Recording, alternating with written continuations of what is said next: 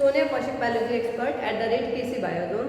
आज के इस लेक्चर में हम लोग करेंगे टॉपिक फ्रॉग, जो एनिमल किंगडम में क्लास एम्फीबियन में आता है और हमारा चैप्टर है chapter 7 in class 11 biology, that is structural organisation in animal. तो वहाँ से भी ये टॉपिक इंपॉर्टेंट है। तो चलिए स्टार्ट करते हैं। फ्रॉग फ्रॉग एनिमल किंगडम्स में किंगडम एम्फीबियन से बिलोंग करता है। एम्फीबियन का मतलब है एम्फीबियन मीन्स ड्यूअल नेचर जिनका होता है, एम्फीबियन ड्यूअल, तो यानी कि जो लैंड टेरेस्ट्रियल एनवायरनमेंट में यानी कि लैंड और वाटर दोनों में जो सर्वाइव कर सकते हैं उनको हम बोलते हैं एम्फीबियंस। तो आज हम इसके एम्फीबियन के एक मेंबर की बात करें जो कि है फ्रॉग।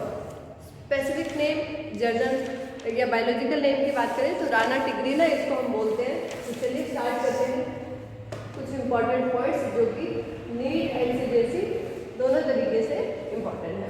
तो देखिए फ्रॉग, फ्रॉग इससे बिलोंग करता है स्टूडेंट्स। किंगडम कौन सा है? एनिमेलिया। एंड क्लास कौन सी है? एम्फीबियन। ठीक है। फाइलम कौन सा है? कॉर्डेट्स। फाइलम Chordata, जिनके अंदर नोटोकोड होती है at any stage of life. Notochord that is hard road like structure present on the dorsal side of the organism.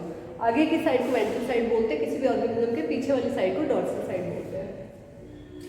So amphibian कौन से फाइलम से बिलोंग करते हैं? मैंने आपको बताया फाइलम Chordata, जिनमें नोटोकोड एक सॉलिड रोड जैसा स्ट्रक्चर होता है तो वो प्रेजेंट होता है। Suppose this is the body of organism, तो किसी भी ऑर्गेनिज्म में पीछे की साइड ऐसे बैक में ऐसा सॉलिड रोड लाइक स्ट्रक्चर होता है।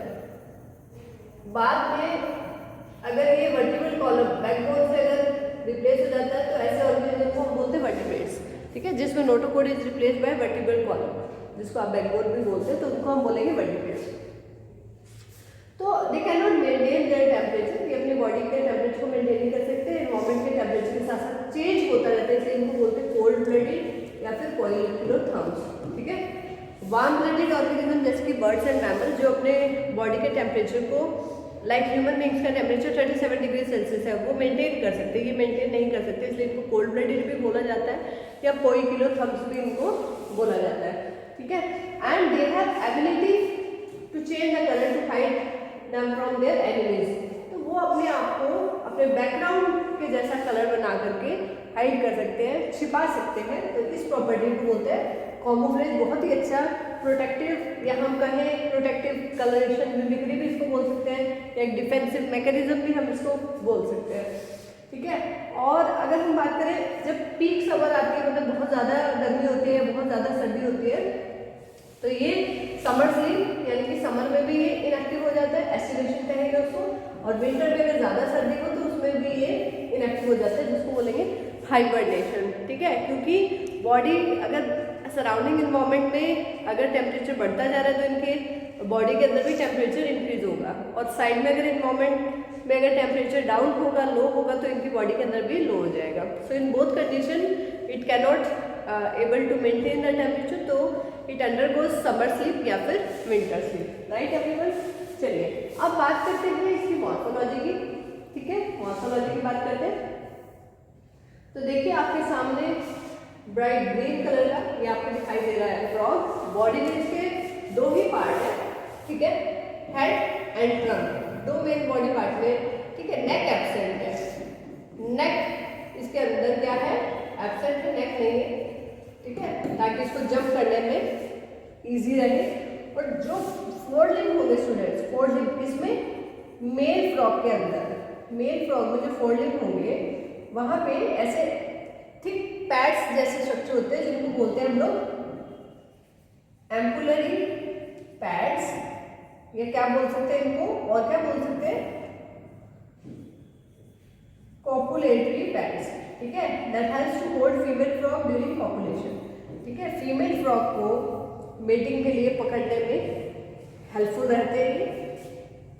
कोई ईयर नहीं है स्टूडेंट्स, आई आप देख सकते हैं सिंपल आई है, ईयर एब्सेंट है यहाँ पे, ईयर एब्सेंट है। तो ईयर का काम कैसे चलाते हैं? एक मेम्ब्रेन होती है स्टूडेंट इनके अंदर, दे हैव अ मेम्ब्रेन। मैंने आपको बताया बॉडी दो पार्ट में डिवाइडेड है, हेड एंड ट्रंक। ईयर की जगह एक मेम्ब्रेन है panel that receive sound signal, जो साउंड को भी सिग्नल लेने में भी हेल्प करती है, और जो इसके हाइंड लिम्स है, पिछले वाले जो लिम्स है, वो इसको स्विमिंग में हेल्प करते हैं, ठीक है। स्विमिंग ये वॉकिंग में, क्योंकि ये लैंड में भी रहता है, ठीक है। और यहाँ पे देखिए आपको वेब लाइक स्ट्रक्चर इसके फिंगर डिजिट्स के बीच में प्रेजेंट है, तो वो उसको स्विमिंग में हेल्प करता है। तो ईयर एक्चुअली ईयर की जगह कौन सा मेम्ब्रेन है? टिम्पैनम। टिम्पैनम मेम्ब्रेन है जो ईयर की जगह इसको जो है हियरिंग में हेल्प करती है, ठीक है। और मैंने आपको बता दिया कि मेल फ्रॉग थोड़ा सा डिफरेंट है, एक तो साउंड प्रोड्यूसिंग वोकल साइंस में अलग है, क्रॉकिंग वो करता है। आपको पता है रेनी सीजन में ब्रीडिंग के समय में to call the female for mating. And copulatory pad मैंने आपको बताया first digits of the folding male frog में प्रेजेंट है। तो ये थी बात मॉर्फोलॉजी की। अब बात करते हैं एनाटॉमी की। मॉर्फोलॉजी का मतलब होता है स्टडी ऑफ एक्सटर्नल फीचर्स या कैरेक्टर्स। एनाटॉमी की बात आती है तो मतलब स्टडी ऑफ इंटरनल ऑर्गन्स या इंटरनल फीचर्स। चलिए बात करते हैं फ्रॉग की एनाटॉमी की। यस, सभी ऑर्गन सिस्टम इसके अंदर प्रेजेंट है। Digestive system, circulatory system, respiratory system, reproductive system, all the functions are present है, ठीक है। देखिए यहाँ पर आपको डाइजेस्टिव ग्लैंड जैसे कि लीवर या बाकी ग्लैंड जैसे gall bladder, lungs, kidney, ureter, urinary bladder, तो सारे जो ऑर्गन्स है इसके अंदर वेल डेवलप्ड है और प्रेजेंट है, ठीक है। जैसे आपको पता है लिवर डाइजेस्टिव जूस सिक्रेट करता है, बाइल जूस, तो वो गॉल ब्लैडर के अंदर स्टोर होता है। पैनक्रियाज का काम है इंसुलिन या ग्लूकागॉन सिक्रेट करना। तो जो सेम जो डाइजेस्टिव जूसेस जैसे हायर ऑर्गेनिज्म के अंदर रहते हैं वैसा ही इसके बॉडी में प्रेजेंट होंगे। टंग की बात करें तो tongue of frog is attach to the you can say front of the mouth, ठीक है। फ्रंट से ही अटैच होती है, बाइलोब टंग होती है, काफ़ी बड़ी सी टंग होती है ताकि ये इंसेक्ट्स को, यस, ताकि इंसेक्ट को क्या होता है, ठीक है। जैसे सपोज फ्रॉग की टंग है, इतनी बड़ी टंग इसकी रहेगी और बाइलोब रहेगी, तो ताकि इट कैन यू कैन से कैच द इंसेक्ट्स। अगर दूर भी है, फार अवे इंसेक्ट है तो उसको भी कैच कर सकते हैं, ठीक है। बाकी मैंने आपको बताया स्टमक में वही एचसीएल भी प्रेजेंट है, गैस्ट्रिक जूसेस भी प्रेजेंट है, और गॉल ब्लैडर का काम है बाइल जूस को स्टोर करना, पैनक्रियाटिक जूस भी डाइजेशन में हेल्प करें। तो same as in case of human being, तो इनका जो ऑर्गन सिस्टम है वो वेल डेवलप्ड है। Yes, very very important. अब रेस्पिरेटरी पार्ट फ्रॉग के अंदर इंपॉर्टेंट है। देखिए आपको पता है क्योंकि फ्रॉग लैंड पे भी रह सकता है, वाटर में भी रह सकता है, तो रेस्पिरेटरी ऑर्गन जो है इसके अंदर स्किन भी हो सकता है। फ्रॉग के अंदर अगर हम बात करें, फ्रॉग में रेस्पिरेशन किन किन तरीकों से हो सकता है, तो देखिए क्यूटेनियस रेस्पिरेशन यानी कि स्किन से भी रेस्पिरेशन हो सकती है। क्यूटेनियस रेस्पिरेशन का मतलब क्या है, तो स्किन से भी ये जो है रेस्पिरेशन कर सकता है। कैसे करेगा? डिफ्यूजन से। स्किन कैसी होनी चाहिए? स्किन कैसी है इसकी? मॉइस्ट स्किन रहेगी, that helps in gases exchange. अगर ये लैंड पे है स्टूडेंट्स, तो ये लंग्स से भी ब्रीदिंग कर सकता है, रेस्पिरेशन कर सकता है। तो ऐसी रेस्पिरेशन को हम कहेंगे पल्मोनरी रेस्पिरेशन, राइट। क्या कहेंगे? Pulmonary respiration. लंग्स से हेल्प कर सकता है। उसके अलावा ये बक्कल कैविटी से भी रेस्पिरेशन कर सकता है, बक्कल कैविटी से। तो ऐसी रेस्पिरेशन को हम कहेंगे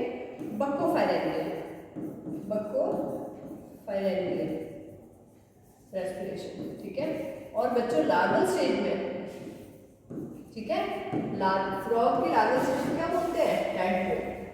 टैडपोल लार्वल स्टेज के अंदर, टैडपोल लार्वल स्टेज में कैसे रेस्पिरेशन करेगा? ये गिल्स से। और जो गिल्स से होती है रेस्पिरेशन उसको हम क्या बोलते हैं? Branchial respiration. तो अलग अलग तरह की 4 टाइप की रेस्पिरेशन यहाँ पे प्रेजेंट है। ब्रांचियल रेस्पिरेशन भी इसको हम बोलते हैं, डन। क्या बोलते हैं? Branchial respiration.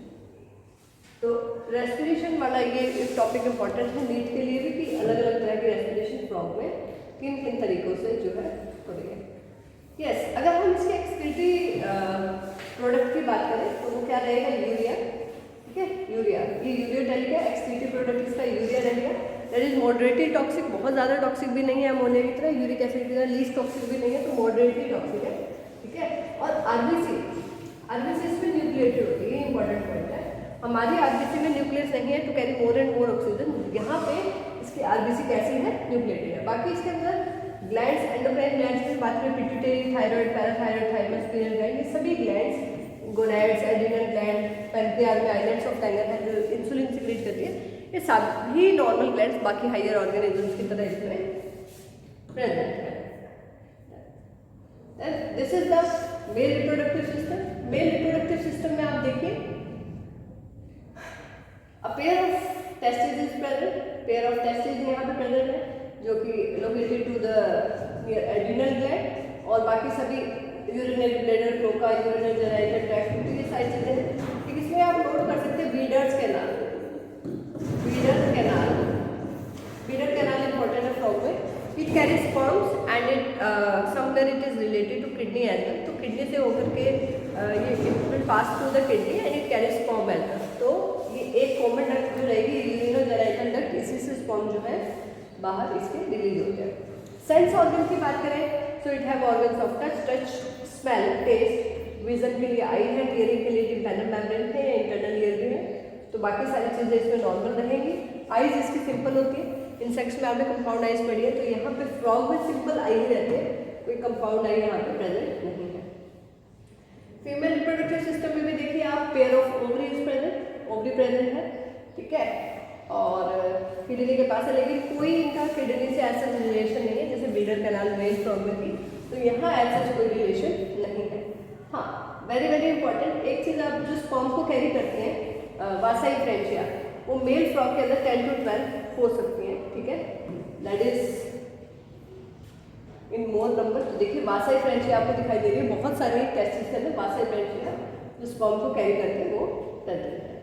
बाकी अगर हम बात करें एग लेइंग की, तो इन सेम टाइम या एक समय में 2500 से 3000, 2500 से लेकर 3000 तक ओवा जो है रिलीज कर सकती है, ठीक है।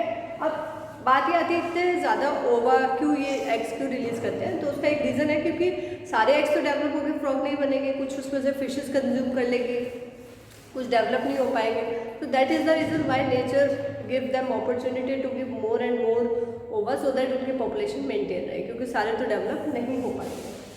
और अगर हम बात करें फर्टिलाइजेशन की, तो एक्सटर्नल पानी में ही रहेगी, टाइडपोल लार्वल स्टेज है, और लार्वल स्टेज से जब एडल्ट बनता है तो आपको पता है उस प्रोसेस को हम बोलते हैं मेटामॉर्फोसिस। और फ्रॉग हमारे इकोलॉजिकल जो सिस्टम है उसमें फूड चेन में बहुत ही इंपॉर्टेंट रोल प्ले कर रहा है, तो इकोलॉजिकल बैलेंस में हेल्पफुल है। फूड चेन में important trophic level important link ये है, फूड वेब में भी इंपॉर्टेंस है इसकी, और कई जगह पे इसके मस्कुलर लेग्स को एज अ फूड भी यूज किया जाता है। सो इस टॉपिक को अगर हम बात करें, this is important from animal kingdom point of view, animal kingdom में भी ये इंपॉर्टेंट है, एम्फीबियंस में frog is a model organism from amphibia, और चैप्टर 7 जो कि स्ट्रक्चरल ऑर्गेनाइजेशन है इन एनिमल्स, तो वहाँ पे अर्थवॉर्म और अर्थवॉर्म जो कि फाइलम एनेलिडा से बिलोंग करता है, कोकरोच जो कि फाइलम आर्थ्रोपोडा से बिलोंग करता है, ठीक है, class arthropoda, sorry phylum arthropoda. तो ये सारी चीज़ें जो है सिलेबस में सीबीएसई में इस बार नहीं है, तो this topic is specifically important for NEET as well as for CBSE. So I hope this lecture will be helpful for you all. Stay tuned for next videos and don't forget to hit the like button. Do share it with your friends. Bye bye.